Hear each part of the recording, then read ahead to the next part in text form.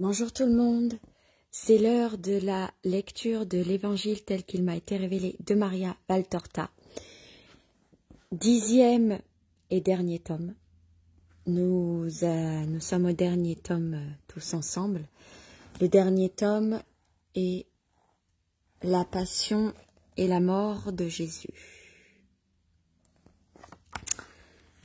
Alors, Maria Valtorta, qui est ici, est une mystique italienne qui a reçu pendant la Seconde Guerre mondiale les visions de la naissance de Jésus jusqu'à...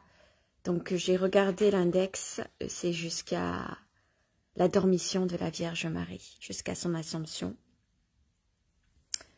Donc Maria Valtorta est restée alitée pendant plus de 20 ans. Ces visions lui procuraient comme des crises cardiaques. Jésus l'appelle Petit Jean, parce que Jean c'est l'apôtre préféré de Dieu, mais c'est aussi... il nous l'a dit la traduction et j'ai complètement oublié, pardon. Je crois que c'est l'envoyé de Dieu ou quelque chose comme ça, je sais plus. La grâce de Dieu, je sais plus. Il faudrait que je regarde dans le livre précédent. Donc dans le livre précédent, nous étions au Jeudi Saint. Je vous ai fait une longue lecture hier du Jeudi Saint. Je pensais pouvoir vous lire le Vendredi Saint, le Samedi Saint, correspondant au jour d'aujourd'hui, c'est-à-dire qu'aujourd'hui j'aurais pu vous lire le Vendredi Saint, etc. Mais j'ai vu que les chapitres sont beaucoup trop longs. Donc écoutez, comme de toute façon c'est le dernier et qu'il y a beaucoup de choses à lire, on va faire comme on peut. Alors je vous promets pas de pleurer parce que c'est quand même la partie, je pense, la plus difficile, hein, le 10e tome, celui où Jésus y meurt. On ne sait pas comment on va appréhender tout ça. C'est notre dernier tome tous ensemble. Quand j'en dis tome, j'ai envie de faire tome. C'est notre dernier tome sur les évangiles et on aura lu les 10 évangiles ensemble. Alors bien sûr, je vous ai lu seulement des extraits. Les livres, pour celui-là par exemple, le dernier livre fait 550, même plus, et 560 pages. Donc, je vous ai pas lu 560 pages, je vous ai lu des extraits, et après vous êtes libre vous-même d'acheter les évangiles pour vous rapprocher de Dieu, pour vous rapprocher de Jésus et de Marie, et peut-être d'évoluer spirituellement. Je ne sais pas ce que ça peut vous apporter pour vous. En tout cas, moi, j'ai appris plein de choses.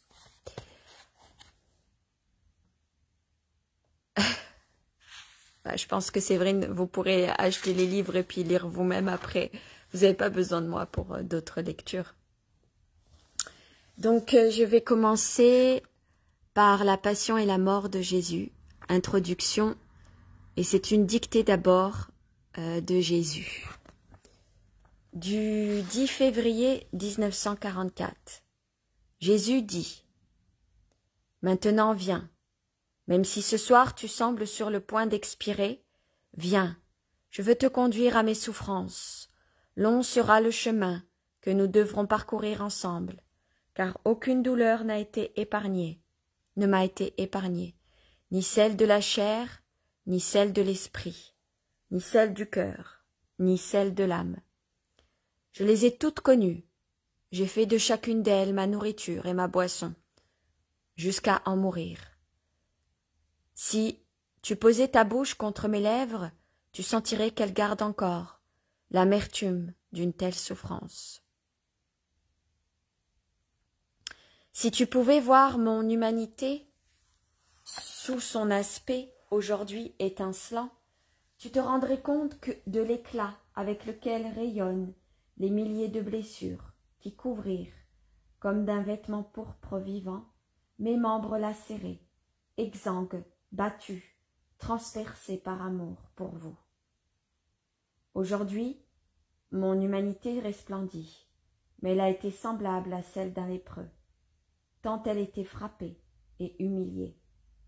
L'homme-dieu, dont la beauté physique atteignait la perfection, puisqu'il était le Fils de Dieu et de la femme sans tache, apparaissait bien laid aux yeux de ceux qui le regardaient avec amour, curiosité ou mépris. Il était un ver, comme dit David, l'opprobre des hommes, le rebut du peuple. Mon amour pour le Père et pour les créatures de mon Père m'a conduit à abandonner mon corps à ceux qui me frappaient, à offrir mon visage à ceux qui me giflaient et à ceux qui me crachaient à la figure, à ceux qui croyaient faire une bonne œuvre en s'en prenant à moi. Ceux-là m'arrachaient les cheveux, me tiraient la barbe, ils me transpercèrent la tête avec les épines, en rendant jusqu'à la terre et ses fruits, complices des tourments infligés à son sauveur. Ils disloquèrent mes membres, découvrirent mes os, m'arrachèrent mes vêtements, infligeant ainsi à ma pureté la plus grande des tortures. Ils me crucifièrent sur le bois et m'élevèrent comme un agneau saigné sur des crochets de boucher, en aboyant autour de mon agonie, comme une meute de loups, famélique, que l'odeur du sang rend encore plus féroce. Je fus trahi, vendu, renié, accusé, condamné, mis à mort, abandonné par Dieu lui-même, car sur moi pesaient les crimes que j'avais endossés, rendu plus pauvre qu'un mendiant, dévalisé par les brigands, car on ne me laissa pas un vêtement pour couvrir ma livide nudité du martyr. Même au-delà de la mort, l'insulte d'une blessure, puis les calomnies de mes ennemis ne me furent pas épargnées. Je fus submergé sous la fange de tous vos péchés, précipité jusqu'au fond de l'obscurité, de la douleur, sans aucune lumière du ciel, pour répondre à mon regard de mourant, sans voix divine pour répondre à mon ultime invocation. Isaïe indique la raison d'un tel acharnement. Vraiment, c'étaient nos souffrances qu'il portait, nos douleurs dont il était chargé. Nos douleurs, oui, c'est pour vous que je les ai subies, pour soulager les vôtres, pour les adoucir, pour les supprimer. Si vous m'étiez resté fidèle, mais vous ne l'avez pas voulu, et qu'avez-vous obtenu? Vous m'avez considéré comme un lépreux, un homme frappé par Dieu. Oui, j'avais la lèpre de vos péchés infinis, comme un habit de pénitent, comme un cilice. Mais comment n'avez-vous pas vu rayonner l'infinie charité de Dieu sous ce vêtement endossé, pour vous, sur cette sainteté, couvert de plaies à cause de nos iniquités, brisé à cause de nos crimes, dit Isaïe, dont les yeux de prophète voyaient le Fils de l'homme, couvert de contusions, pour soigner celles des hommes. Et s'il était agi seulement, et si il s'était agi seulement des plaies de ma chair, mais vos coups, qui m'ont le plus fortement atteint, s'en prenaient à mes sentiments et à l'esprit. Vous les avez pris pour cible, vous m'avez blessé dans mon amitié pour vous, à travers Judas, dans la fidélité que j'attendais de vous, à travers Pierre qui renie, dans la reconnaissance pour mes bienfaits, à travers ceux qui hurlaient. Meurs donc, alors que je les avais guéris de tant de maladies, dans l'amour, par la torture infligée à ma mère, à travers la religion, en me déclarant blasphémateur, moi, qui par zèle pour la cause de Dieu, m'étais remis entre les mains de l'homme, en m'incarnant, en souffrant toute ma vie, et en m'abandonnant à la férocité humaine, sans prononcer le moindre mot, ni élever la moindre plainte. J'aurais pu réduire en cendres les accusateurs, les juges, et les bourreaux, en un clin d'œil, mais j'étais venu, de mon plein gré, accomplir le sacrifice, donc comme un agneau, puisque j'étais l'agneau de Dieu, que je le suis éternellement, je me suis laissé mener pour être dépouillé et tué. C'est ainsi que j'ai fait de ma chair votre vie. Lorsque je fus élevé de terre, je me consumais déjà de souffrance, sans nom, ou plutôt, qui portait tous les noms. C'est à Bethléem que j'ai commencé à mourir, à la vue de la lumière de la terre. Elle était si différente pour moi, le vivant du ciel, que cela m'angoissait. J'ai continué à mourir dans la pauvreté, la fuite, l'exil, le travail, l'incompréhension, la fatigue, la trahison, les arrachements dans mes afflictions, les tortures, les mensonges, les blasphèmes. Voilà ce que l'homme m'a donné, à moi, qui venait le réconcilier avec Dieu. Maria, regarde ton Sauveur. Son vêtement n'est pas blanc, ses cheveux ne sont pas blonds. Il n'y a pas les yeux de saphir que tu lui connais. Son vêtement est rouge de sang. Il est lacéré, couvert d'immondices et de crachats. Son visage est tuméfié. Il a l'air hagard. Le sang et les larmes voilent son regard, et c'est à travers la croûte qu'il forme, mélangée à la poussière qui alourdissent ses paupières, qu'il pose les yeux sur toi. Mes mains, tu les vois, ne sont qu'une plaie, en attendant la plaie ultime. Regarde, petit Jean, comme ton frère Jean l'a fait. Je laisse des traces de sang sur mon passage. La sueur délave le sang qui reste de l'agonie, au jardin, ou qui sointe des lacérations dues au fouet. Ce sont des lèvres brûlantes et tuméfiées qui laissent passer ma parole. En un souffle haletant, un cœur qui meurt, sous toutes sortes de tortures. Désormais, tu me verras souvent ainsi. Je suis le roi de douleur, et je viendrai te parler de ma souffrance, en vêtements royaux. Suis-moi, malgré ton agonie, puisque je suis le miséricordieux. Je serai aussi, maître devant tes lèvres, intoxiqué par ma douleur, le miel parfumé des plus sereines contemplations.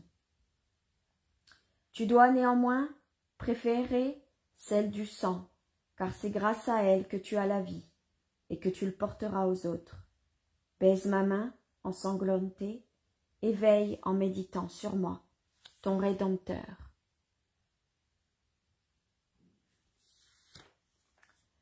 La dictée se termine. Je vois Jésus, Maria prend la parole. Je vois Jésus tel qu'il se décrit depuis 19 heures ce soir. Il est maintenant 1h15. Je suis réellement agonisante.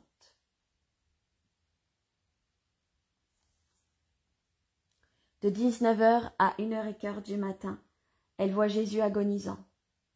Ça doit être horrible comme vision. Jésus me dit ce matin, le 11 février, à 7h30. Hier soir, je n'ai pas voulu te parler d'autre chose que de mes souffrances, car j'en ai commencé la description et la vision. Hier, c'était l'introduction. Et si tu étais épuisé, mon ami, et tu étais si épuisé, mon ami, mais avant que l'agonie recommence, il me faut te faire un doux reproche. Hier matin, tu t'es montré égoïste. Tu as dit au Père, mi gloritni, espérons que je vais pouvoir durer, car c'est moi qui souffre le plus. Non, sa souffrance est plus grande que la tienne. Non seulement elle est lourde, mais elle n'est pas compensée par le bonheur de voir et d'avoir Jésus présent. Comme toi, dans sa sainte humanité, ne sois jamais égoïste, même dans les plus petites choses. Un disciple, un petit Jean, doit être humble et charitable comme son Jésus. Et maintenant, viens avec moi. Les fleurs se montrent. Le temps d'émonder est venu. Le recoulement de la tourterelle se fait entendre. Ses fleurs ont poussé dans les mares de sang de ton Christ. Et celui qui sera coupé comme une branche élaguée, c'est ton Rédempteur.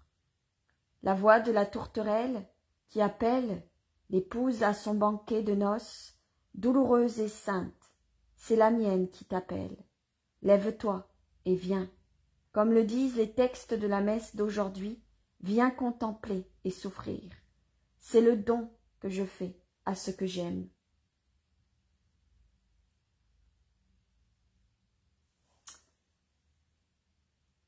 Vers Gethsémani, avec 11 apôtres, l'agonie spirituelle et la capture de Jésus.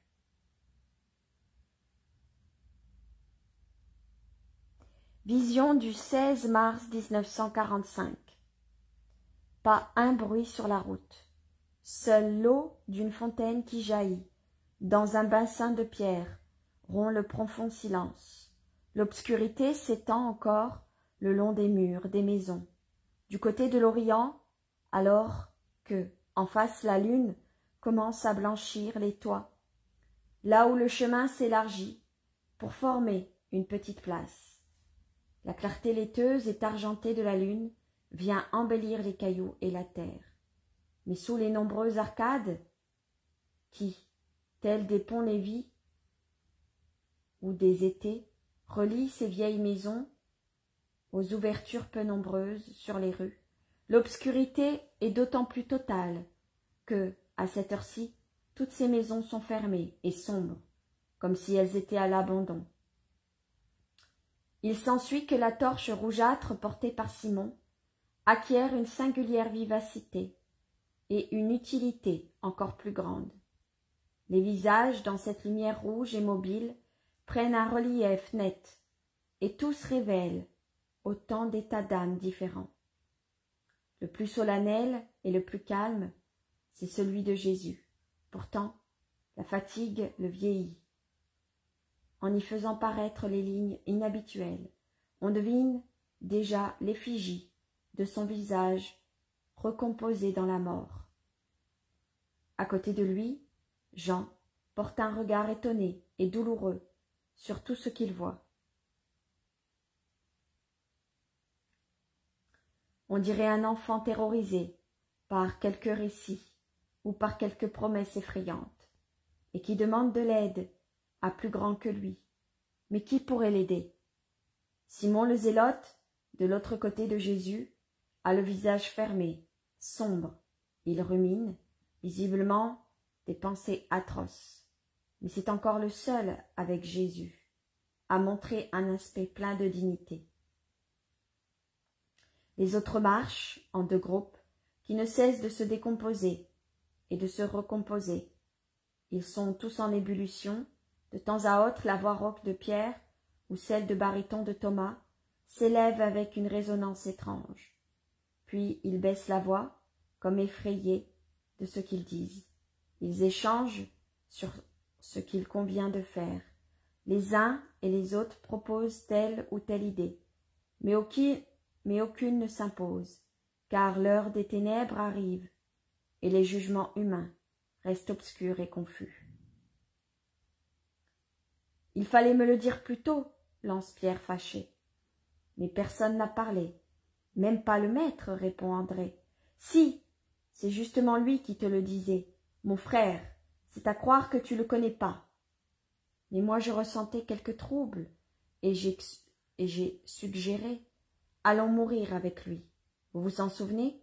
Mais par notre Saint Dieu, si j'avais su que c'était Judas, donne Thomas, d'une voix menaçante. Et que voulez-vous-tu faire? Et que voulais-tu faire? Demande Barthélemy. Moi, je le ferai encore maintenant, si vous m'aidiez. Quoi? Tu irais le tuer? Et où? Non, j'éloignerai le maître. C'est plus simple. Il ne viendrait pas. Ce ne serait pas une mauvaise idée, approuve Pierre.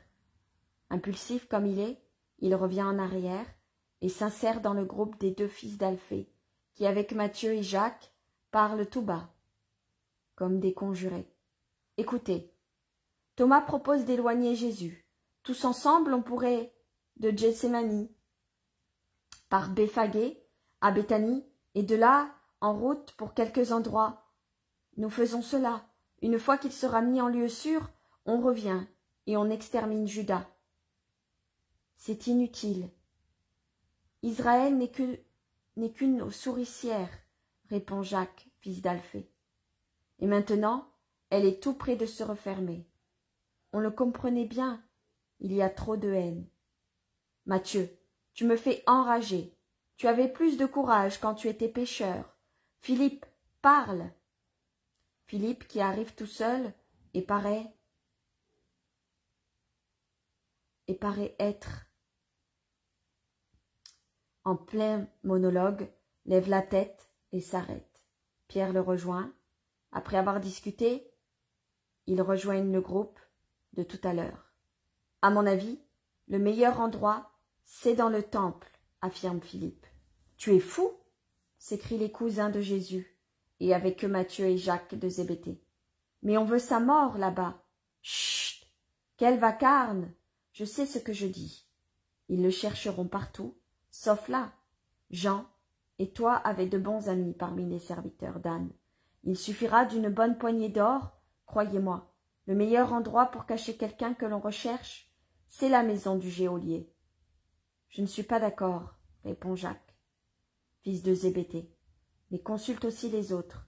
Jean pour commencer, et il s'était arrêté. Je ne veux pas qu'on dise que c'est moi le traître.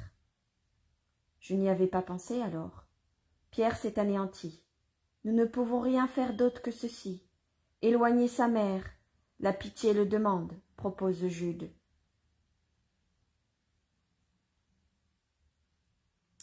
Bon. Mais qui s'en charge? Qu'est-ce qu'on lui dit? Vas-y, toi, son parent. Moi, je reste avec Jésus. C'est mon droit. Fais-le toi-même. Moi, je me suis armé d'une épée pour mourir comme Élasar. Fils de Sora, je traverserai les légions pour défendre mon Jésus. Et je frapperai sans retenue. Peu m'importe si la force d'un plus grand nombre me tue. Je l'aurai défendu, proclame Pierre. Mais es-tu vraiment sûr que c'est Judas? Demande Philippe à Jude. J'en suis certain. Aucun de nous n'a un cœur de serpent. Il n'y a que lui. Va, Matthieu, trouver Marie et dis-lui. Moi? La tromper? La voir? Ignorante de tout? À côté de moi? Et puis, ah non, je suis prêt à mourir, mais pas à trahir cette colombe. Les voix se confondent en un murmure. Tu entends? Maître, nous t'aimons, dit Simon. Je le sais, je n'ai pas besoin de ces paroles pour le savoir. Mais si elles donnent la paix au cœur du Christ, elles blessent son âme. Pourquoi, monseigneur? Ce sont des paroles d'amour, d'un amour tout humain. En vérité, je n'ai rien fait en ces 3 ans, car vous êtes encore plus humain qu'à la première heure. Les fermes, les plus fangueux, vous agitent ce soir, mais ce n'est pas votre faute. Sauve-toi, gémit Jean. Je me sauve? Oui. Oh, mon Dieu merci. Jean ressemble à une fleur desséchée qui redevient fraîche sur sa tige. Je vais l'annoncer aux autres. Où allons-nous? Moi, à la mort. Vous, à la foi. Mais est-ce que tu viens pas de dire que tu te sauves? Le disciple bien-aimé est de nouveau accablé. Je me sauve en effet, je me sauve. Si je n'obéissais pas au Père, je me perdrais. J'obéis, donc je me sauve. Ne pleure donc pas ainsi. Tu es moins brave que les disciples de ce philosophe grec dont je t'ai parlé un jour. Eux restèrent près de leur maître, que faisait mourir la ciguë, pour le réconforter par leur virile douleur. Toi, tu ressembles à un enfant qui a perdu son père. N'est-ce pas le cas? C'est plus grave que si je perdais mon père. Je te perds toi. Tu me perds pas, puisque tu continues à m'aimer.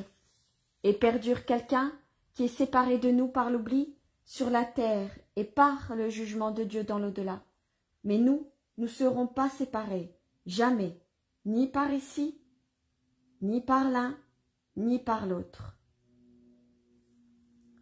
Mais Jean n'entend pas raison.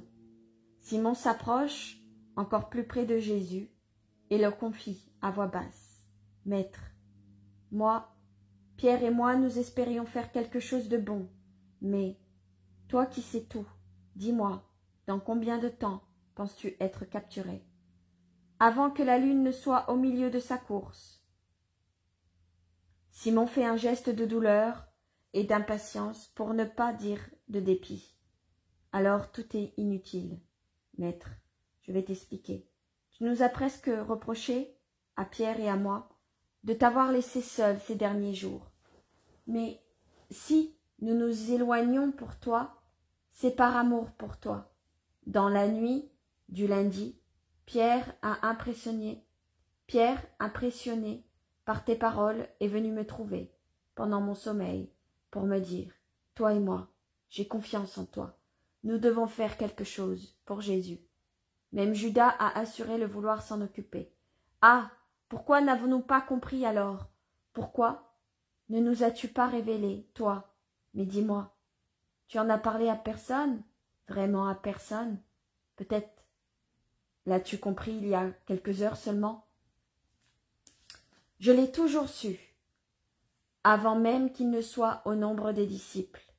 Et pour que son crime ne soit pas parfait, du côté divin et du côté humain, j'ai cherché de toutes les manières à l'éloigner de moi. Ceux qui veulent que je meure sont les bourreaux de Dieu. Lui, mon disciple et ami, est aussi le traître, le bourreau de l'homme, mon premier bourreau, car il m'a déjà fait mourir sous l'effort de l'avoir à côté de moi, à ma table, et de devoir le protéger contre vous.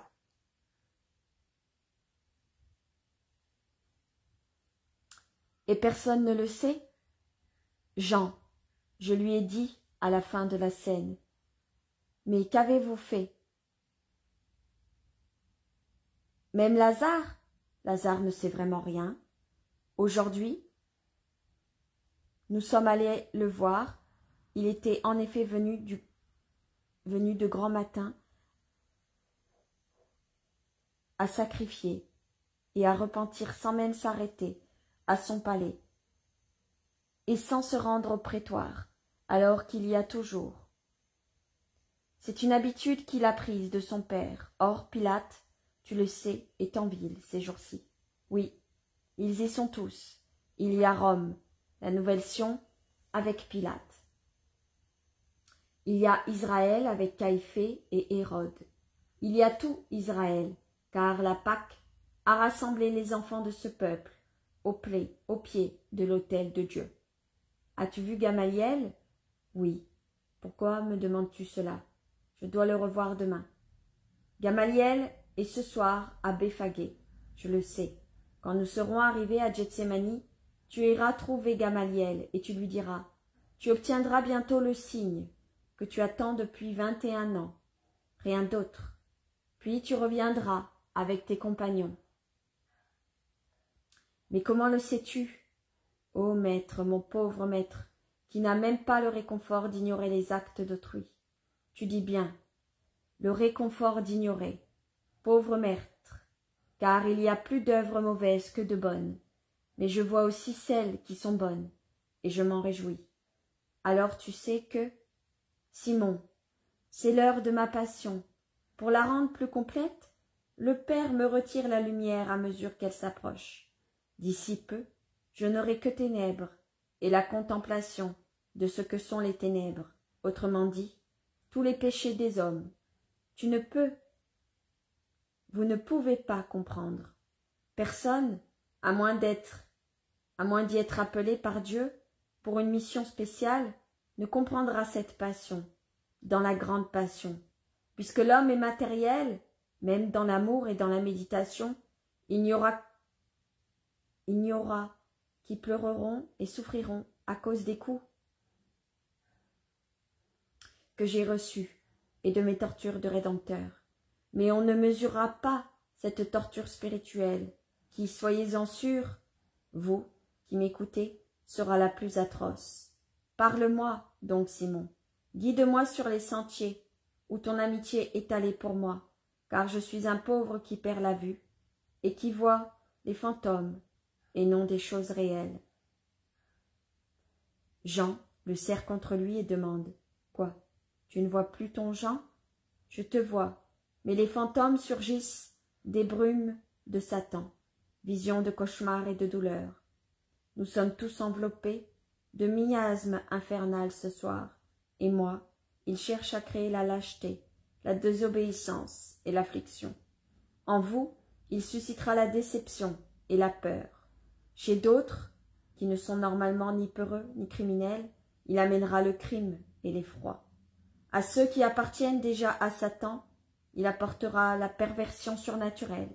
J'emploie ce terme car leur perfection dans le mal sera telle qu'elle dépassera les possibilités humaines et atteindra la perfection qui est toujours dans le surhumain. Parle, Simon. Parle, Simon.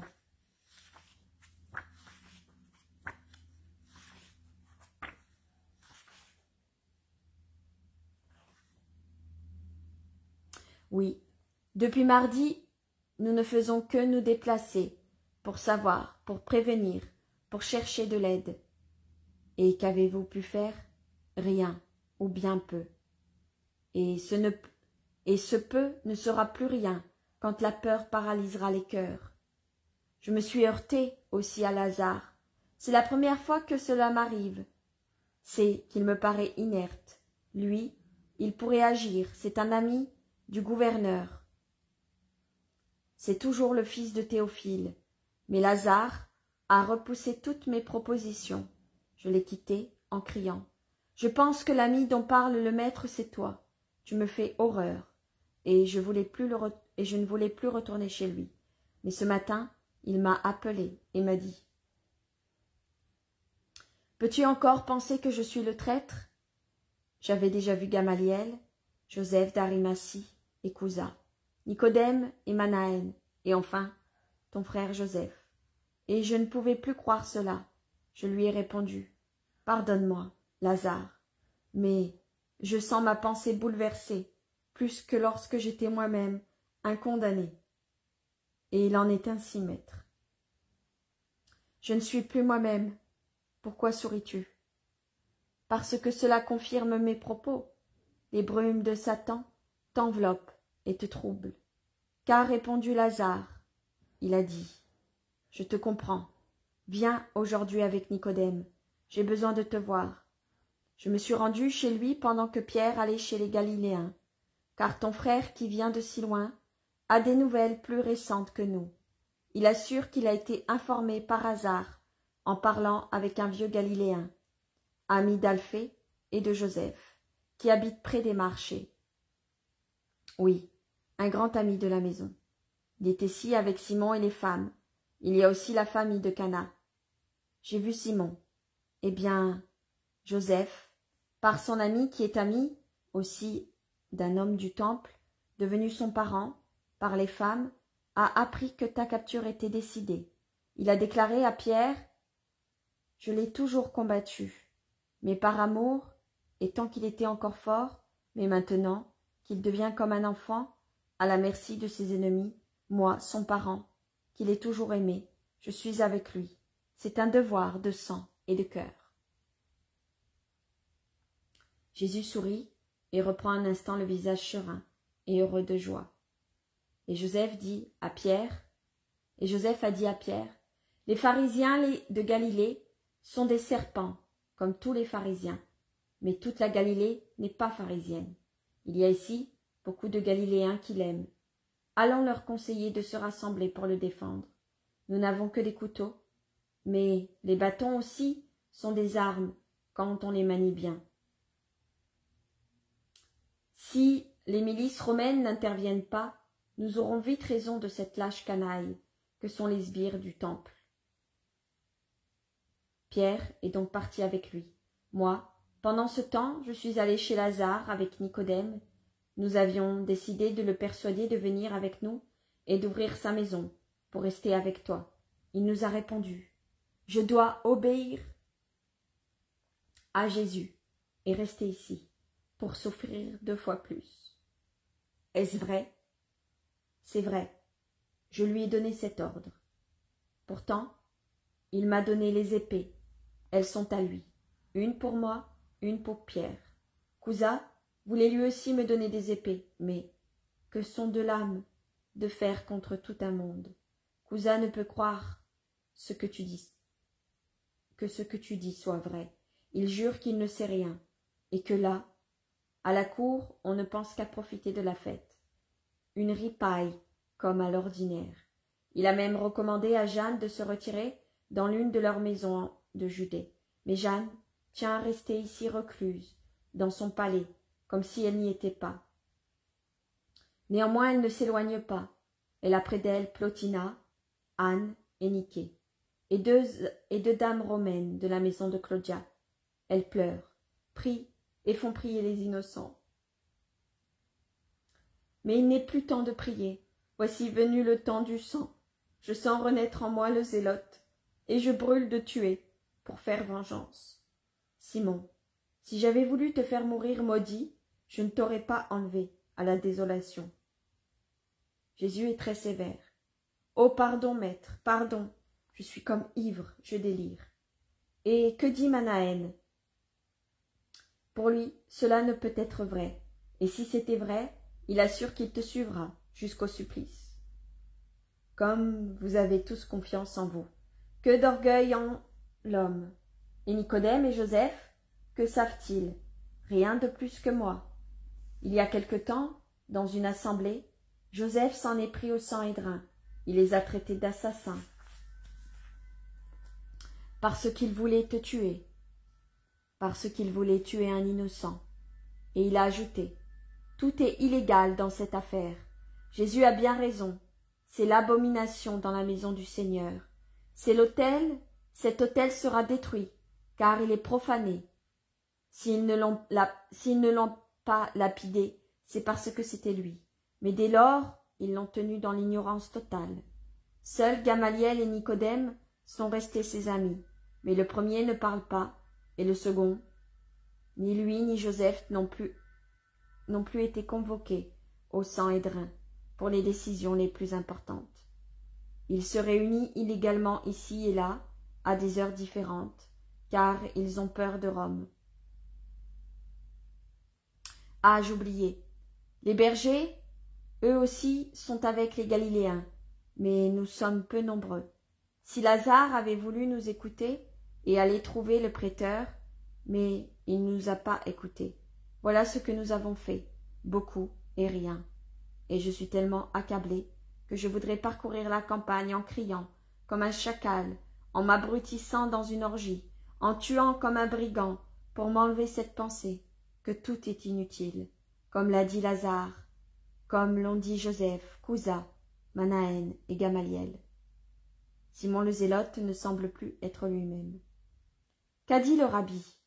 Il a déclaré, « Je ne connais pas exactement les intentions de Caïphée, mais je vous certifie que c'est seulement pour le Christ qu'est prophétisé ce dont vous avez parlé.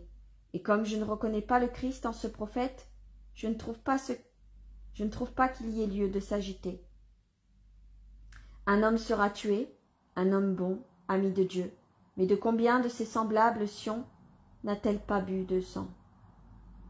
Et comment nous assistions sur sa nature divine, il a répété avec entêtement. Quand je verrai le signe, je croirai. Il a promis de s'abstenir de voter ta mort, et même si possible, de convaincre les autres, de ne pas te condamner. Rien de plus. Il ne croit pas. Il ne croit pas. Et si on pouvait arriver à demain, mais tu dis que non. Ah, qu'allons-nous faire, nous?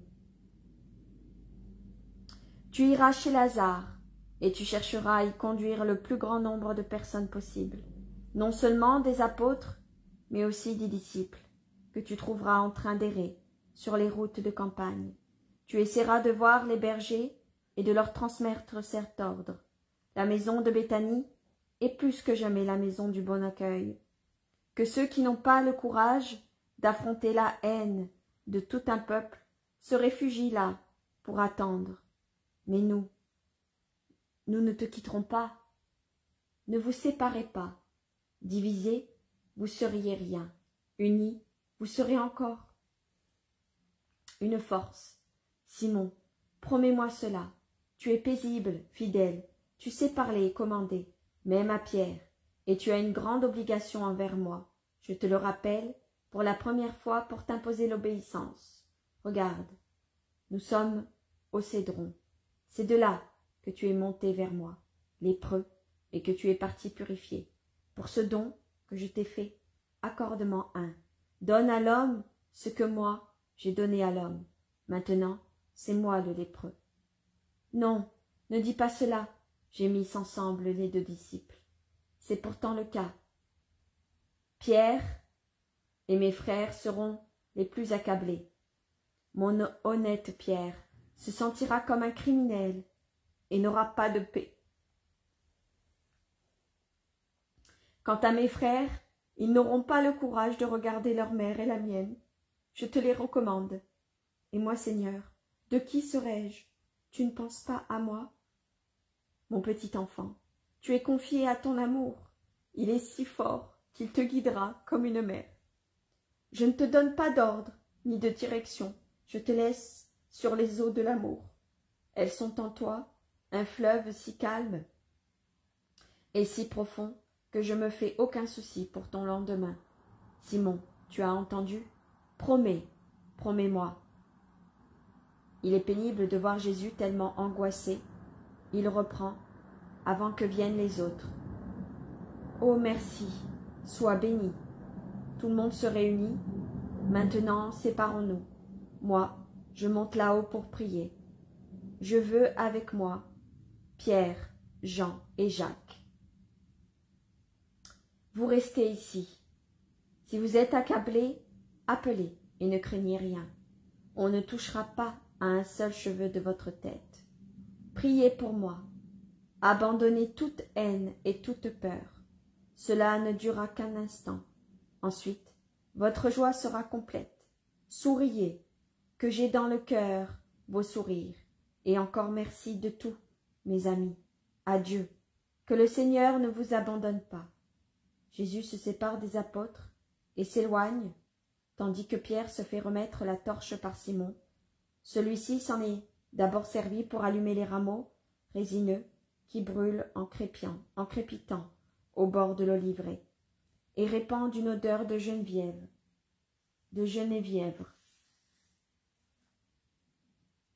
Je souffre de voir Jude poser sur Jésus un regard tellement intense et douloureux que ce dernier se retourne et cherche qui l'a regardé. Mais Jude se cache derrière Barthélemy et se mord les lèvres pour se calmer. Jésus fait de la main un geste qui est à la fois bénédiction et signe d'adieu. Puis il continue son chemin. La lune, maintenant très haute, entoure de sa lumière sa haute silhouette et le fait paraître plus grand, en spiritualisant, en rendant plus clair son vêtement rouge, et plus pâle l'or de ses cheveux. Pierre, tenant la torche, et les deux fils de Zébédée hâtent le pas derrière lui. Ils continuent jusqu'à ce qu'ils atteignent le bord du premier escarpement de l'amphithéâtre naturel d'Olivier. Il a pour entrée la petite place irrégulière et pour gradins les différents apics qui montrent par échelons l'olivier sur la colline. Puis Jésus leur dit: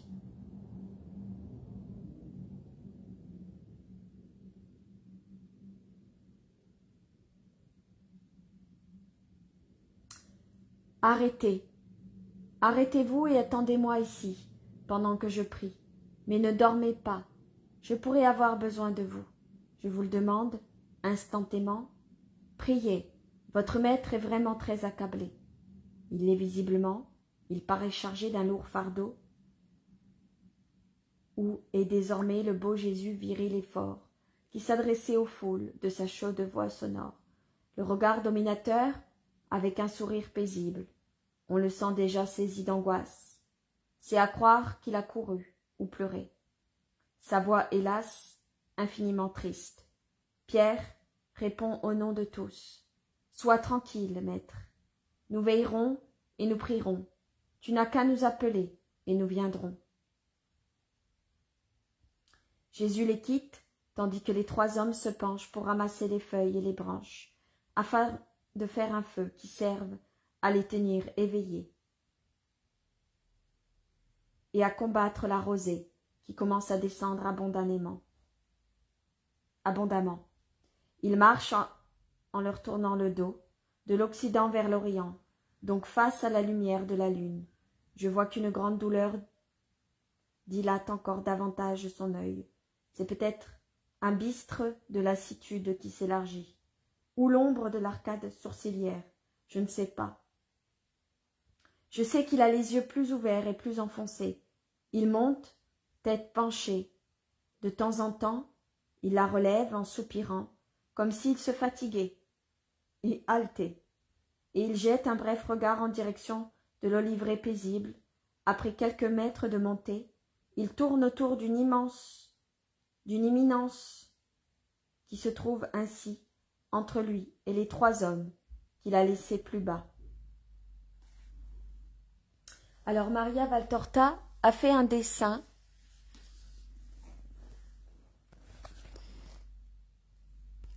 Alors, voilà le dessin qu'elle a fait.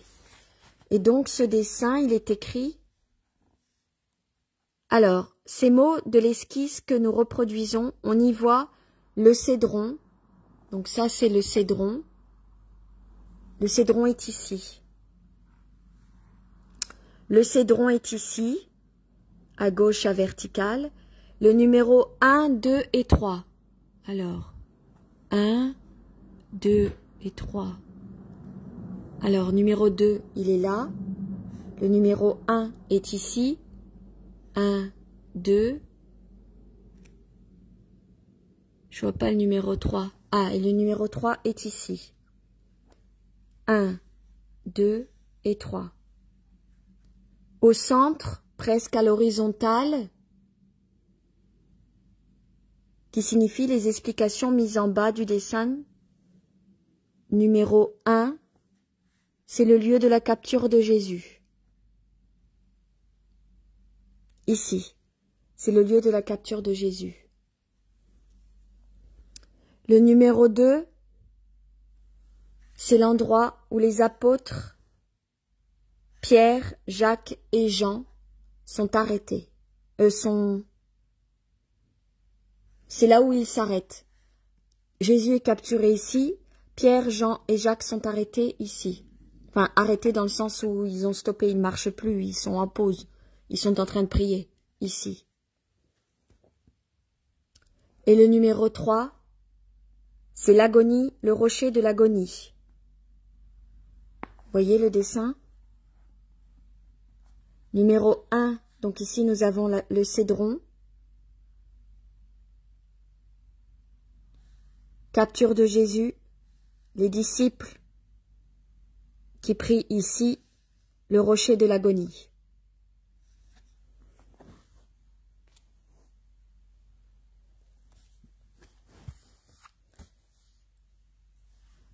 L'escarpement, qui au début ne monte que de quelques décimètres, ne cesse de s'élever, et il a bientôt atteint plus de 2 mètres, de sorte qu'il met Jésus complètement à l'abri de tout regard indiscret ou ami. Jésus continue jusqu'à un gros rocher qui, à certains endroits, barre le petit sentier. Il a peut-être été mis là pour soutenir la côte.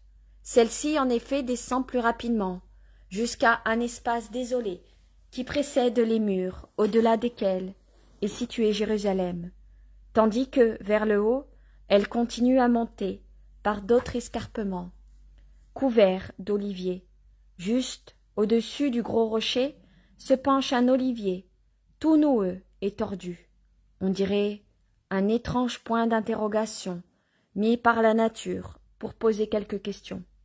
Sous un vent léger qui passe par vagues successives à travers le feuillage, ses branches touffues, au sommet, apporte une réponse à la question du tronc, en disant tantôt oui, quand elle se penche vers la terre, tantôt non, en se déplaçant de droite à gauche. Cette brise exhale parfois l'odeur de la terre, parfois l'odeur légèrement amère de l'olivier, parfois encore un parfum mêlé de roses et de muguet, dont on se demande d'où il peut bien venir. Au-delà du petit sentier, vers le bas, il y a d'autres oliviers. Juste au-dessous du rocher, l'un d'eux, frappé par la foudre, mais ayant survécu, est découpé. Je ne sais comment. L'arbre primitif se divise en 2 troncs, qui se dressent comme 2 branches d'un grand V, moulées, et leurs 2 frondaisons se présentent d'un côté et de l'autre du rocher, comme si elles voulaient eux-mêmes en même temps voir et cacher, ou lui faire une base d'un gris argenté tout paisible.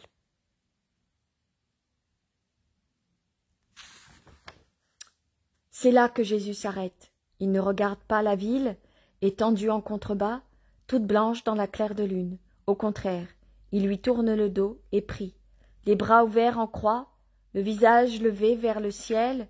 Je ne vois pas son visage, car il est dans l'ombre. La lune est pour ainsi dire perpendiculaire, au-dessus de sa tête. C'est vrai, mais le feuillage épais de l'olivier s'interpose entre lui et la lune, dont les rayons filtrent à peine entre les feuilles, en produisant des taches lumineuses en perpétuel mouvement. Il prie longuement, avec ardeur. De temps en temps, il pousse un soupir. Il fait entendre quelques paroles plus nettes. Ce n'est pas un psaume, ni le Notre Père, c'est une prière qui monte, du jaillissement de son amour et de son besoin. Un vrai discours, fait à son Père. Je le comprends, par les quelques mots que je saisis. Tu le sais. Je suis ton fils, tout, mais aide-moi. L'heure est venue. Je ne suis plus de la terre. Tout besoin d'aide, à ton verbe, cesse. Fais que l'homme se satisfasse comme Rédempteur, comme la parole t'a été obéissante. Ce que tu veux, c'est pour eux que j'implore pitié. Les sauverai-je? C'est cela que je te demande. Je veux qu'ils soient sauvés du monde, de l'emprise de la chair, du démon. Puis je te supplie encore. C'est une juste demande, mon Père, pas pour moi, pour l'homme, qui est ta création, et qui a voulu transformer en fange jusqu'à son âme. Je jette, dans ma douleur et dans mon sang, cette boue, pour qu'elle redevienne l'incorruptible essence de l'esprit qui t'est agréable. Il est partout, c'est lui le roi. Ce soir, au palais royal et dans les maisons, parmi les troupes et au temple, la ville est en pleine. La ville en est pleine, et demain, ce sera un enfer.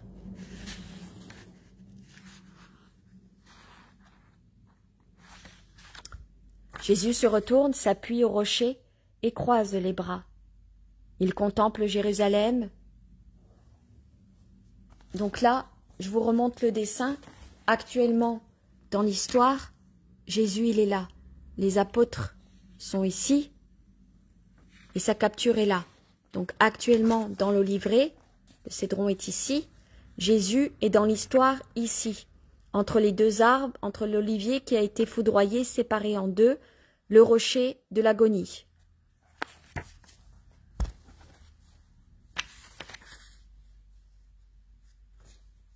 Jésus se retourne, s'appuie au rocher et croise les bras. Il contemple Jérusalem, son visage devient de plus en plus triste, et il murmure. Elle parraine de neige, elle n'est que péché. Là aussi, combien j'en ai guéri, que de fois j'ai parlé, où sont ceux qui me paraissent fidèles? Jésus penche la tête et regarde fixement le terrain couvert d'une herbe courte que la rosée rend brillante. Mais bien qu'il ait la tête inclinée, je comprends qu'il pleure, car des gouttes brillent en tombant sur le sol. Puis il lève la tête, desserre ses bras, les joint en les tenant au-dessus de sa tête et en les agitant ainsi unis. Puis il se met en route, il revient vers les 3 apôtres assis autour de leur feu de branchage. Il les trouve à moitié endormis. Les bras croisés sur la poitrine, la tête tombante, Pierre est adossé à un tronc. Dans le premier brouillard d'un sommeil profond, Jacques est assis avec son frère sur une grosse racine qui affleure et sur laquelle ils ont étendu leur manteau pour moins sentir les aspérités.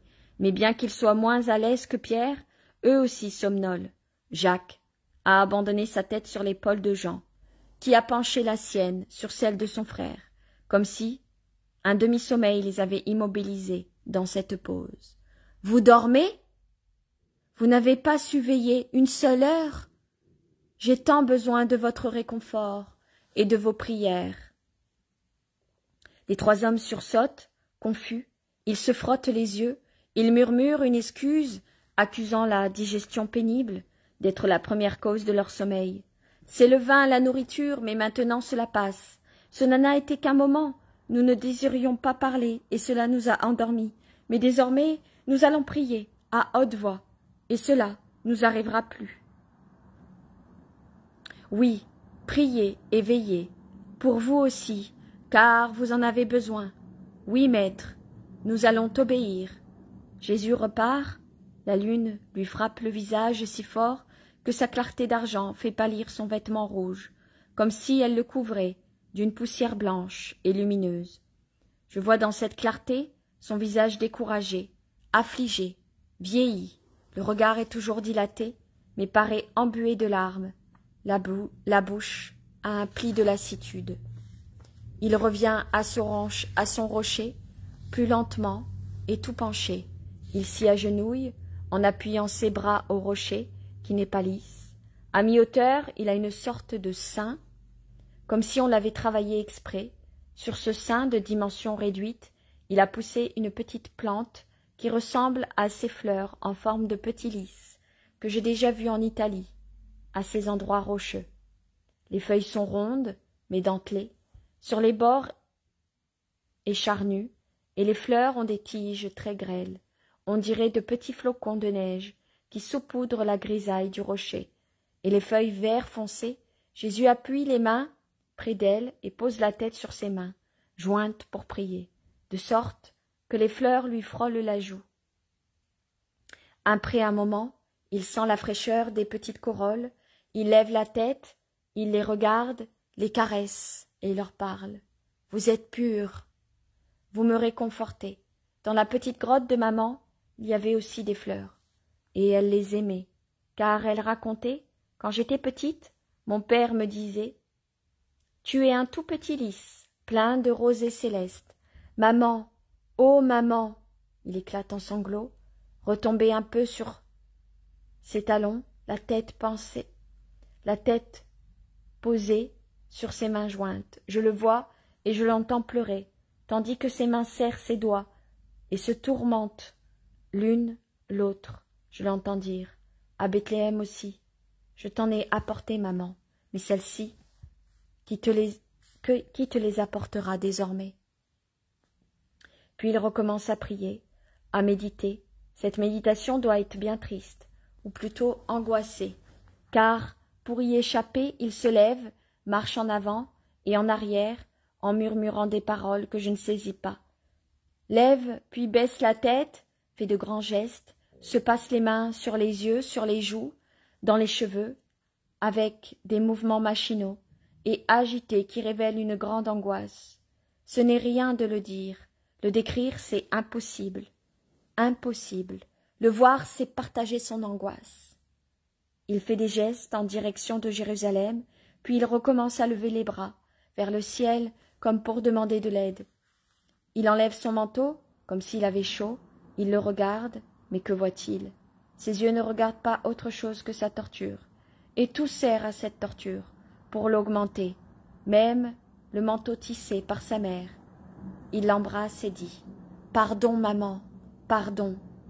Il semble demander cela à l'étoffe, filée et tissée avec amour, par la Vierge. Il le remet et il est pris par un tourment. Il veut prier pour le surmonter, Mais avec la prière reviennent les souvenirs, les appréhensions, les doutes, les regrets. C'est toute une avalanche de noms, de villes, de personnes, de faits. Je ne puis le suivre, car il est rapide et irrégulier. C'est toute sa vie évangélique qui défile devant lui et le ramène à Judas, le traître. Son angoisse est si oppressante que pour la vaincre, il crie le nom de Pierre et de Jean. Il dit, ils vont venir, ils sont bien fidèles, eux. Mais eux ne viennent pas. Il appelle de nouveau, l'air terrorisé, comme si il voyait je ne sais quoi. Il s'enfuit à grands pas vers l'endroit où se trouvent Pierre et les deux frères. Et il les trouve plus commodément et plus pesamment endormis autour de quelques braises, prêtes à s'éteindre, qui ne produisent plus qu'une petite lueur rouge dans la cendre grise. « Pierre, je vous ai appelé à 3 reprises. Que faites-vous donc? Vous dormez encore? Vous ne sentez pas à quel point je souffre? Priez, qu'aucun de vous ne me laisse dominer par la chair. Si l'esprit est prompt, la chair est faible. Aidez-moi. » Les 3 hommes s'éveillent lentement. Quand enfin ils arrivent, ils s'excusent, les yeux ébahis. Ils commencent par s'asseoir, puis ils se mettent debout. « Mais enfin, murmure Pierre, ça ne nous est jamais arrivé. Ce doit vraiment être ce vin. Il était fort. Et aussi ce froid. Nous sommes habillés pour ne pas le sentir. En effet, ils étaient couverts de leurs manteaux, tête comprise, donc nous n'avons plus vu le feu, nous avons plus eu froid, et le sommeil est venu. Tu dis nous avoir appelés? Je n'avais pourtant pas l'impression de dormir si profondément. Allons, Jean, cherchons des branches, remuons-nous, cela va passer. Sois tranquille, maître. Dorénavant, nous restons debout.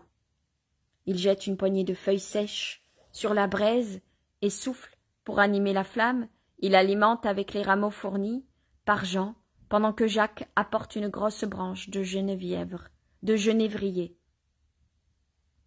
ou d'une plante du même genre, qu'il a coupée dans un buisson plus éloigné. Il la pose par-dessus le reste. Une flamme vive s'élève joyeusement, éclairant le pauvre visage de Jésus, un visage d'une tristesse, tel qu'on ne peut le regarder sans pleurer. Toute la lumière a disparu, ce visage d'une lassitude extrême, il dit. J'éprouve une angoisse mortelle. Oui, mon âme est triste, à en mourir, mes amis, mes amis, mes amis. Il n'a pas besoin de le dire, il suffit de le regarder. Il a l'air d'un agonisant, dans l'abandon, le plus angoissé et le plus désolé. Chacune de ses paroles paraît être un sanglot. Mais les 3 hommes sont trop appesantis par le sommeil. Ils semblent presque ivres, tant ils marchent en tiboutant, les yeux mi-clos. Jésus les regarde, il ne leur fait aucun reproche qui puisse les humilier. Il secoue la tête, soupire et retourne là où il était. Il reprend sa prière, debout, les bras en croix, puis à genoux comme avant, le visage penché sur les petites fleurs. Il réfléchit, il se tait, puis il se met à gémir et à sangloter, fortement presque, prosterné tant il s'est appuyé sur ses talons. Il appelle le Père avec toujours plus d'angoisse. « Ah, cette coupe est trop amère, je ne peux pas, c'est au-dessus de mes forces, j'ai pu tout faire, mais pas cela. Père, éloigne-la de ton fils, pitié pour moi, qu'ai-je fait pour la mériter ?» Puis il se reprend et dit, « Cependant, Père, n'écoute pas ma voix. Si ce qu'elle te demande est contraire à ta volonté, ne te souviens pas de ce que je suis, ton fils, mais seulement ton serviteur. Que ta volonté soit faite, et non la mienne. » Après être resté ainsi quelque temps, il pousse un cri étouffé et lève un visage bouleversé un instant. À peine, avant de tomber sur le sol, le visage réellement contre terre, il reste ainsi. Il n'est plus qu'une loque d'homme, sur qui pèse tout le péché du monde, sur qui s'abat toute la justice du Père, sur qui descendent les ténèbres, la cendre, le fiel, cette redoutable, absolument redoutable misère qu'est l'abandon de Dieu. Pendant que Satan nous torture, quand il devient impossible de sentir qu'un lien nous relie à Dieu, c'est l'asphyxie de l'âme, c'est être enseveli, vivant dans cette prison qu'est le monde. Cet être enchaîné, bâillonné, lapidés par nos propres prières, qui retombent sur nous, hérissés de pointes et brûlantes de feu. C'est se heurter contre un ciel fermé, où ne pénètre pas la voix et les regards de notre ciel, où ne pénètre pas la voix et les regards de notre angoisse, c'est être orphelin de Dieu. C'est la folie, l'agonie, le doute de s'être jusqu'alors trompé. C'est la conviction d'être chassé par Dieu, d'être damné, c'est l'enfer. Ah, je le sais, je ne puis voir la douleur de mon Christ, et de savoir qu'elle est 1 million de fois plus atroce que celle qui m'a consumé l'an passé, et qui, quand elle me revient, à l'esprit me bouleverse encore. Jésus gémit, au milieu des râles et des soupirs, d'une véritable agonie. Rien ne va, rien va-t'en. La volonté du Père est elle seule. Ta volonté, Père, la tienne, non pas la mienne. C'est inutile. Je n'ai qu'un Seigneur, le Dieu très saint, une loi, l'obéissance, un amour, la rédemption. Non, je n'ai plus de mère, je n'ai plus de vie, je n'ai plus de divinité, je n'ai plus de mission. C'est en vain que tu me tentes, démon, en invoquant ma mère, ma vie, ma divinité, ma mission. J'ai pour mère l'humanité, que j'aime jusqu'à mourir pour elle. La vie, je la rends à celui qui me l'a donnée et me la reprend, au Maître suprême, de tout vivant. La divinité, je l'affirme en montrant qu'elle est capable de cette expiation. La mission, je l'accomplis par ma mort. Je n'ai plus rien, excepté faire la volonté du Seigneur, mon Dieu. Va-t'en, Satan, je l'ai dit 2 fois, et je le répète. Père, si cela est possible, que cette coupe s'éloigne de moi, pourtant que ta volonté soit faite, et non la mienne. Va-t'en, Satan, c'est Dieu que j'appartiens. C'est à Dieu que j'appartiens. Puis, il ne parle plus que pour dire entre ses halètements, mon Dieu, mon Dieu, mon Dieu. Il l'appelle à chaque battement de son cœur, dont on pourrait croire que le sang déborde. L'étoffe tendue sur ses épaules s'en imbibe et s'assombrit, malgré le grand clair de lune qui l'enveloppe tout entier. Voilà soudain qu'une vive clarté se forme au-dessus de sa tête, à environ 1 mètre de lui, si vive que même le prostré la voit filtrer à travers les ondulations de ses cheveux, déjà alourdis par le sang, et malgré le voile dont il se couvre les yeux. Il lève la tête, la lune éclaire son pauvre visage, et une lumière angélique resplendit, semblable au diamant blanc azur de l'étoile Vénus. La vue du sang qui transsude les pores laisse deviner l'horreur de l'agonie de Jésus. Ses cils, ses cheveux, sa moustache, sa barbe en sont couverts. Le sang coule des tempes, le sang sort des veines du cou. Les mains, des gouttes du sang. Il tend les mains vers la lumière angélique, et quand ses larges manches glissent vers les coudes, je vois que les avant-bras du Christ suent du sang. Sur sa face, seules les larmes tracent de lignes nettes sur le masque rouge. Il enlève de nouveau son manteau et s'essuie les mains, le visage, le cou, les avant-bras. Mais la sueur continue. Il presse plusieurs fois l'étoffe sur son visage en la serrant entre ses mains. Chaque fois qu'elle change de place, apparaissent nettement sur l'étoffe rouge foncé les empreintes qui humident comme elles sont semblent, qui humident comme elles le sont, semblent être noires. Sur le sol, l'herbe est rougie par le sang. Jésus paraît sur le point de défaillir. Il délace son vêtement au cou comme s'il se sentait étouffé. Il porte la main à son cœur, puis à sa tête, et l'agite devant son visage, comme pour s'éventer. La bouche entr'ouverte, il se traîne vers le rocher, ou plutôt vers le sommet du talus. Il s'y adosse, il reste les bras pendant le long du corps, comme s'il était déjà mort. La tête retombant sur la poitrine, il ne bouge plus. La lumière angélique décroît, tout doucement, puis elle se trouve comme absorbée dans le clair de lune. Jésus rouvre les yeux, levant péniblement la tête, il regarde, il est seul, mais il est moins angoissé. Il tend la main, saisit le manteau qu'il avait abandonné sur l'herbe, et se met à s'essuyer le visage, les mains, le cou, la barbe, les cheveux. Il attrape une large feuille jusqu'au bord du talus, toute couverte de rosée, et s'en frotte le visage, les mains, pour achever de se nettoyer. Puis il s'essuie de nouveau. Il fait cela plusieurs fois, avec d'autres feuilles, jusqu'à ce qu'il y ait effacé toute trace de sa terrible sueur. Seul son vêtement est taché, en particulier sur les épaules et aux plis des coudes, au cou et à la ceinture, aux genoux. Il le regarde et hoche la tête.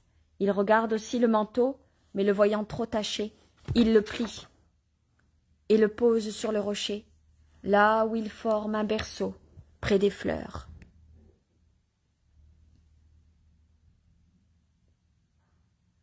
Donc, Jésus, je fais une petite parenthèse, les anges sont arrivés pendant son agonie de transfiguration, je ne sais pas comment on pourrait appeler ça, et il s'est mis à saigner sur le visage, les tempes, les mains et partout. La lumière, les anges sont partis, il a arrêté de saigner, et maintenant il enlève tout le sang qu'il a sur lui.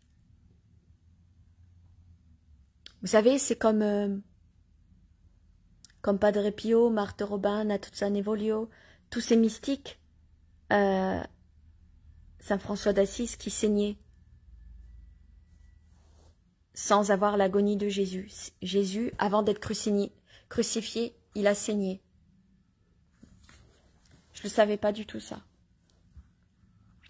Difficilement, à cause de sa faiblesse, il se tourne pour se mettre à genoux. Il prie, tête et mains contre le manteau. Ensuite, prenant appui sur le rocher, il se lève et, encore un petit titubant, va trouver les disciples. Son visage est très pâle, mais il n'est plus troublé. C'est un visage d'une beauté divine.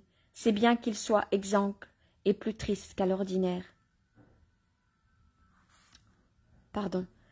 C'est un visage d'une beauté divine, bien qu'il soit exsangue et plus triste qu'à l'ordinaire.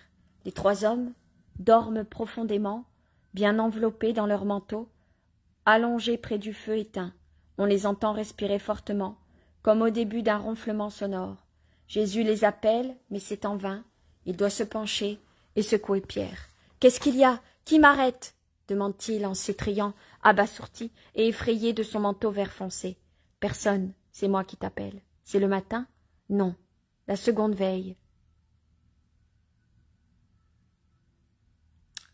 La seconde veille en est là à sa fin. Pierre est tout engourdi. Jésus secoue Jean, qui pousse un cri de terreur en voyant pencher sur lui un visage de fantôme, tant il semble de marbre. « Oh, tu me paraissais mort !» Il secoue enfin Jacques, celui-ci s'imaginant que c'est son frère, qui l'appelle et demande. « Ils ont pris le maître ?»« Pas encore, Jacques, répond Jésus. Mais levez-vous maintenant et partons. Celui qui me trahit est tout proche. »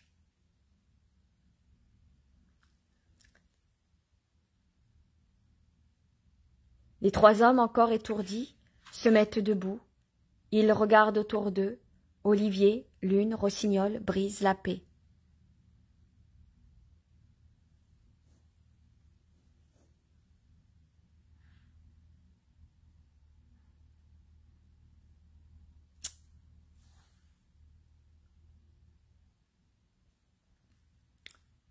Rien d'autre. Cependant, ils suivent Jésus sans parler.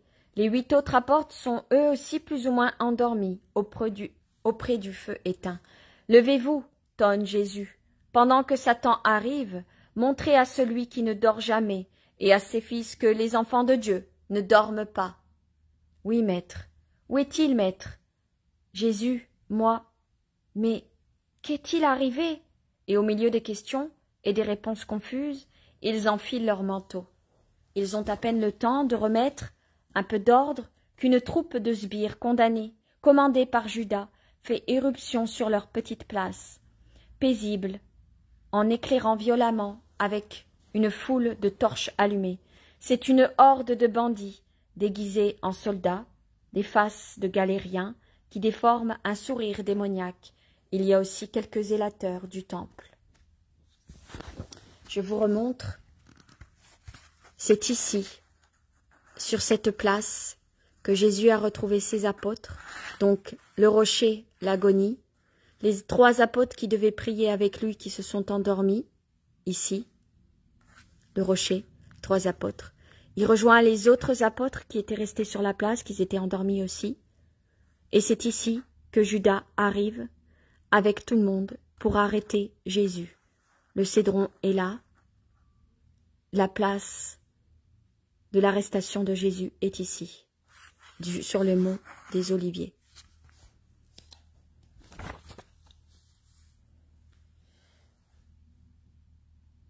Les apôtres bondissent tous dans un coin.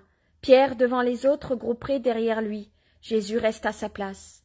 Judas s'avance et soutient le regard de Jésus, redevenu le regard étincelant de ses jours les meilleurs. Loin de baisser la tête, il s'approche avec un sourire de hyène et lui donne un baiser sur la joue droite. « Mon ami, qu'es-tu venu faire? C'est par un baiser que tu me trahis ?»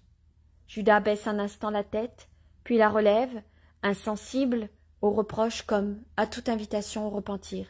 Jésus a commencé par parler avec la majesté du Maître, mais désormais, il prend le ton affligé d'un homme, résigné à un malheur. Les sbires s'avancent en criant, avec des cordes et des bâtons. Le Christ ne leur suffit pas. Ils tentent aussi de s'emparer des apôtres, excepté Judas, bien entendu. « Qui cherchez-vous » demande Jésus, sur un ton calme et solennel. « Jésus, le Nazaréen, c'est moi. » Sa voix, c'est un tonnerre devant le monde assassin et au monde innocent devant la nature et les étoiles. Jésus se rend ce témoignage ouvert, loyal, plein d'assurance, je dirais qu'il est heureux de pouvoir se le donner. Il n'aurait pas fait mieux s'il avait lancé la foudre. Tous tombent par terre, comme une gerbe d'épis fauchés. Ne reste debout que Judas. Jésus et les apôtres qui reprennent courage au spectacle des soldats abattus, si bien qu'ils s'approchent de Jésus, en menaçant si explicitement Judas que celui-ci fait un bond, juste à temps, pour éviter un coup de maître de l'épée de Simon. Poursuivi en vain, à coups de pierre et de bâton, lancés par les apôtres qui ne sont pas armés d'épée, il s'enfuit au-delà du cédron et disparaît dans l'obscurité d'une ruelle.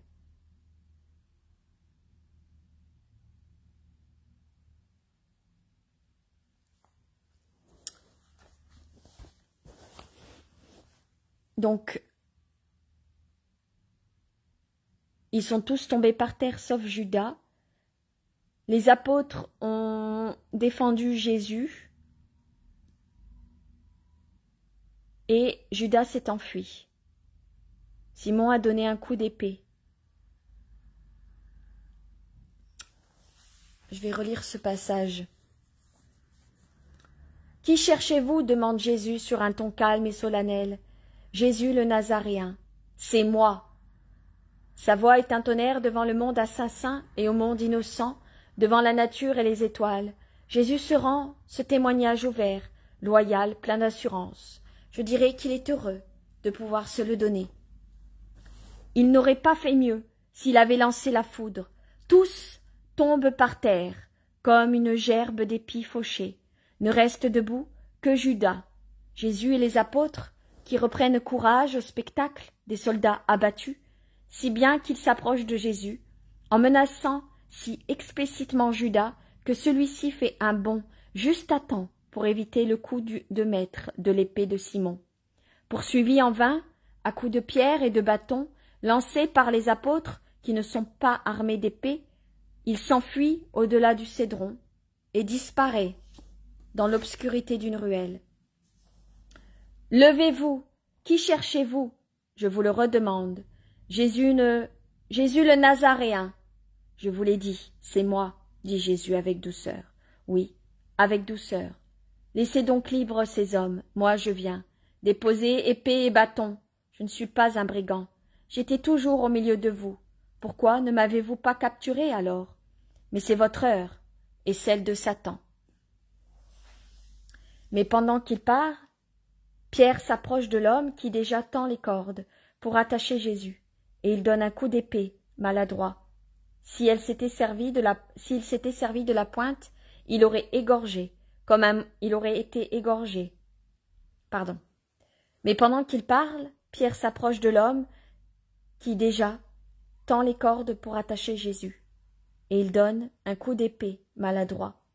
S'il s'était servi de la pointe, il l'aurait égorgé comme un mouton, mais il ne fait que lui décoller l'oreille, qui reste pendante et laisse couler beaucoup de sang. L'homme crie qu'il est mort. Le désordre s'installe entre ceux qui veulent avancer et ceux qui ont peur à la vue des épées et des poignards qui brillent. « Déposez ces armes, je vous l'ordonne. Si je voulais, j'aurais des anges de... Déposez vos armes, déposez ces armes. Je vous l'ordonne. Si je voulais, j'aurais les anges du Père pour me défendre. Quant à toi, sois guéri, dans ton âme, si tu peux, pour commencer. » Et avant de tendre les mains aux cordes, il touche l'oreille et la guérit. Les apôtres poussent toutes sortes de cris. Oui, je regrette de le dire, mais c'est ainsi. L'un crie une chose, l'autre tout l'inverse. L'un hurle « Tu nous as trahis !» Le deuxième « Mais il est fou !» Et un troisième « Mais qui peut encore te croire ?» Et ceux qui ne crient pas s'enfuient. En fin de compte, Jésus reste seul avec ses sbires, et le chemin commence. J'arrête de vous lire là. Donc on vient d'assister à la dernière nuit du jeudi saint, donc de Jésus. Pierre a coupé l'oreille d'un homme qui venait arrêter Jésus. Jésus le guérit et ses apôtres certainement pris par Satan, disent ceci: « Tu nous as trahis, il est fou, mais qui peut encore te croire ?»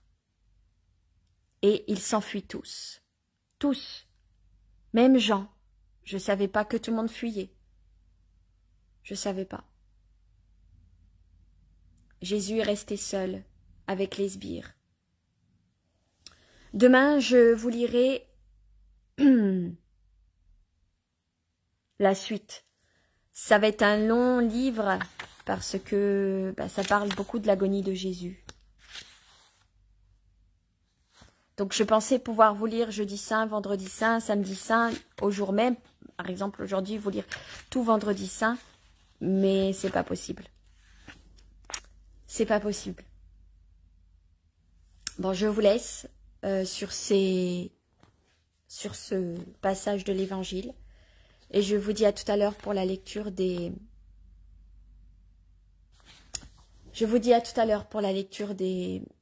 pour les chapelets, les neuvaines.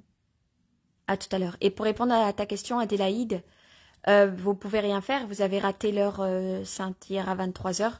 Vous la ferez la semaine prochaine. Tout simplement. À tout à l'heure. Que Dieu vous accorde sa paix, Jésus et sa miséricorde. Bisous.